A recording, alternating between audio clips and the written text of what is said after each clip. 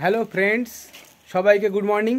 আজ আমরা এমন একটা জায়গায় তোমাদেরকে দেখাতে নিয়ে এসেছি যেটা ১,৫০০ বছর পুরানো। তোমরা দেখেই বুঝতে পারছো এটা একটা মন্দির ছিল।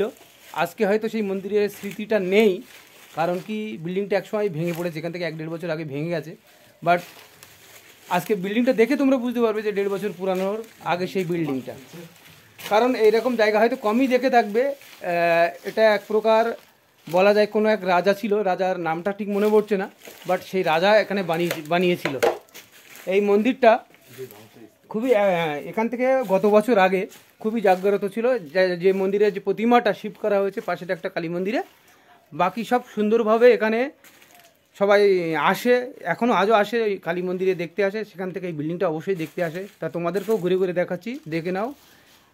আর যদি কিছু এই মন্দিরের বিষয়ে জানতে চাও তো অবশ্যই কমেন্ট করো। Thank you.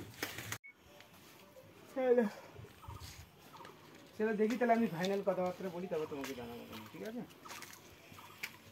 তাহলে আপনি ভালো তো দিকে, তাহলে ঠিক আছে, না আমি তোমাকে জানাবো। হ্যাঁ, ফোনটা রাখ বাপ, এসেছিস একটুখানি ভালো জায়গায়, তুই করতেছিস ফোন শুধু, সব চলে একটুখানি এই জায়গাটায় বন্ধু রাখো। কি সারা রাস্তা গল্প করতে করতে আসলে একবার আমাদের সঙ্গে কথা বলি।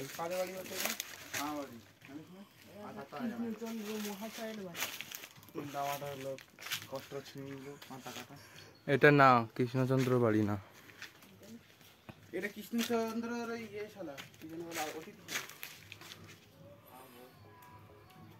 হ্যাঁ এখানে মোবাইল নেই।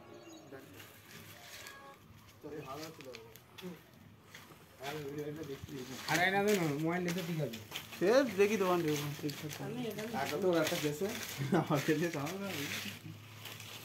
দেখি।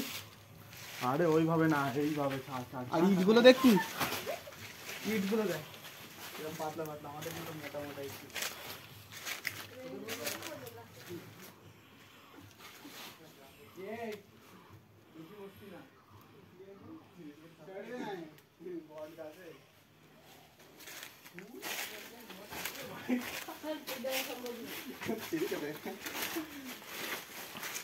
এবার গাড়িটা দিকতে দিকতে শুতে পারছিল। হ্যাঁ, মানে কি একটু বলো।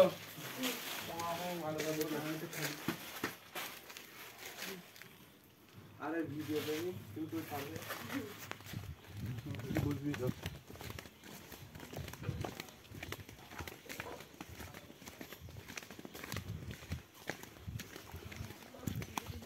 ব্লগ বলালি আমার অনেক ব্লগ হয়ে যায়, কারণ কি আমার তো বাড়ি বাড়ি